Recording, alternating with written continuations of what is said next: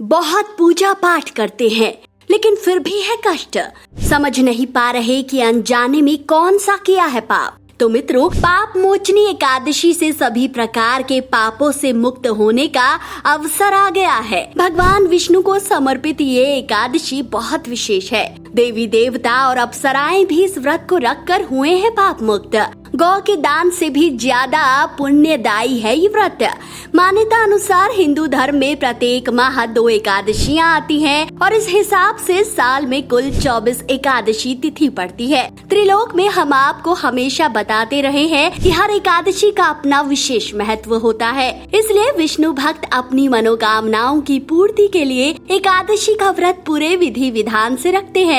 जैसे संतान की इच्छा रखने वाले पुत्रदा एकादशी का व्रत रखते हैं। कई लोग साल की सभी एकादशियां रखते हैं। धर्म के जानकार बताते हैं कि पाप मोचनी एकादशी व्यक्ति को मृत्यु के बाद मोक्ष की प्राप्ति होती है। चैत्र माह के कृष्ण पक्ष की एकादशी तिथि को रखी जाती है पाप मोचनी एकादशी। मित्रों, जाने अनजाने में हम कई सारे पाप कर्मों के भागी बन जाते हैं और जीवन भर अनजाने में किए गए पापों के दंड को भोगते रहते हैं। तो चलिए जानते हैं जाने अनजाने में किए सभी पापों के कर्म फल से मुक्ति के लिए मार्च 2023 में कब है एकादशी। पाप मोचनी एकादशी और शुभ मुहूर्त। हिंदू पंचांग के अनुसार इस बार चैत्र माह के कृष्ण पक्ष की एकादशी तिथि 17 मार्च को रात 2:06 पर शुरू हो जाएगी और 18 मार्च को सुबह 11:13 पर इसका समापन होगा। लेकिन मित्रों, उदया तिथि के अनुसार पाप मोचनी एकादशी का व्रत 18 मार्च को रखा जाएगा। व्रत के पारण की बात करें तो 19 मार्च का दिन निश्चित है। तो क्या है पाप मोचनी एकादशी की पूजन विधि? पाप मोचनी एकादशी के दिन सुबह उठकर स्नान करें, हाथ में जल लेकर व्रत का संकल्प लें और इसके बाद भगवान विष्णु का पूजन प्रारंभ करें। मित्रों, ध्यान रखें कि भगवान विष्णु की पूजा में तुलसी के पत्ते को आप अर्पित तो कर सकते हैं, लेकिन भूल कर भी इस दिन तुलसी के पत्ते को न तोड़ें और न ही इसमें जल दें। भगवान विष्णु को भोग अवश्य लगाएं और आरती करें।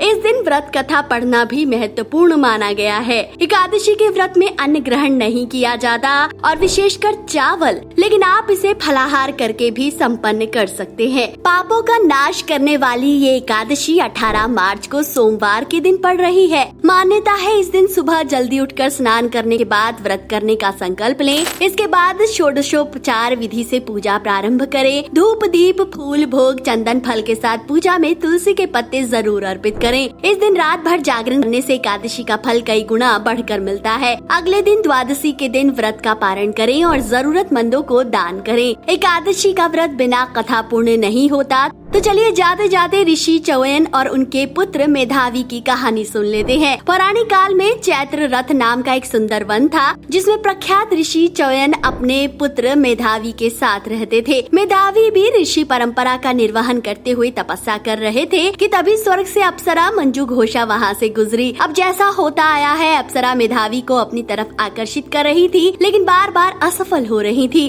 कामदेव बड़ी देर से अप्सरा को देख रहे थे। उन्होंने सोचा चलो मेधावी को लुभाने में मैं भी मदद कर दूं। अब कामदेव को तो महारत हासिल है, सो वही हुआ जो होना था। मेधावी और अप्सरा मंजू घोषा गृहस्थ आश्रम में जीवन व्यतीत करने लगे। लेकिन कुछ समय बीतने के बाद मेधावी को लगा कि जो हुआ वो बहुत गलत हुआ और उसने इन सब के लिए अप्सरा को जिम्मेदार माना। ऋषि पुत्र ने क्रोध में आकर मंजू घोषा को पिशाचिनी बनने का श्राप दे दिया। मंजू घोषा ने मेधावी से हाथ जोड़कर क्षमा याचना की। मेधावी का हृदय पिघला और उसने इस श्राप से मुक्त होने के लिए अप्सरा को पाप मोचनी एकादशी के व्रत का महत्व बताया। मेधावी के कहे अनुसार मंजू घोषा ने पाप मोचनी एकादशी का व्रत किया, जिसके चलते वह अपने पापों से मुक्त होकर स्वर्ग की अधिकारिणी बनी। तो दोस्तों, बोलिए श्री विष्णु भगवान की जय। वीडियो अगर पसंद आया है तो इसे ज्यादा से ज्यादा शेयर जरूर कीजिए।